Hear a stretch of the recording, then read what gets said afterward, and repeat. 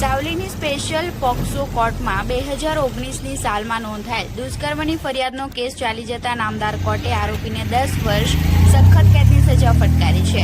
વડોદરા જિલ્લાના સાવલી તાલુકાના રૂપણકુઈ ગામના આરોપી વિરુદ્ધ સાવલી પોલીસ મથકે તારીખ 23/1/2019ના રોજ ગામની સગીરાને મંજુસર ગામે લઈ જઈ સગીરા સાથે બળજબરીથી દુષ્કર્મ ગુજાર્યાની ફરિયાદ સાવલી પોલીસ મથકે નોંધાઈ હતી, જેનો કેસ સાવલીની સ્પેશિયલ પોક્સો કોર્ટમાં ચાલી જતા રૂપણકુઈ ગામના આરોપીને સ્પેશિયલ પોક્સો કોર્ટના જજ શ્રી જે.એ. ઠક્કર સાહેબે સરકારી વકીલ સી.જી. પટેલની રજૂઆત સાંભળી આરોપીને તકસીરવાર ઠેરવી 10 વર્ષ સખત કેદ અને ₹50,000ના દંડની સજાનો હુકમ કર્યો છે અને વિક્ટીમ કોમ્પન્સેશન એક્ટ હેઠળ પીડિતાને ₹4 લાખની સહાય કરવા લીગલ સર્વિસ ઓથોરિટીને ભલામણ કરવામાં આવી છે.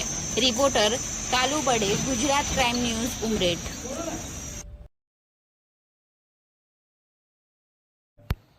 આજરોજ સાવલી પોલીસ સ્ટેશનમાં તારીખ 23/1/19ના રોજ નોંધાયેલી ફરિયાદ કામે રૂપણકુઈ ગામે બનેલા બનાવમાં ભોગ બનનાર સગીરાને તેના જ ગામનો આરોપી અલ્પેશ હિંમતભાઈ ભોઈ પટાવી ફોસલાવી પોતાની સાથે મંજુસર મુકામે રાત્રિના સમયે લઈ જઈ જબરદસ્તી કરી બળજબરીથી દુષ્કર્મ કરેલ તે બાબતની ફરિયાદનો કેસ પોક્સો કેસ નંબર 5/2019ની નામદાર જે ઠક્કર સાહેબ શ્રીની કોર્ટમાં ચાલી જતા નામદાર પોક્સો કોર્ટના જજ સાહેબ શ્રી જે ઠક્કર સાહેબે આરોપી અલ્પેશ હિંમતભાઈ ભોઈને ₹50,000નો દંડ તથા 10 વર્ષની સખત કેદની સજાનો હુકમ ફરમાવેલ છે.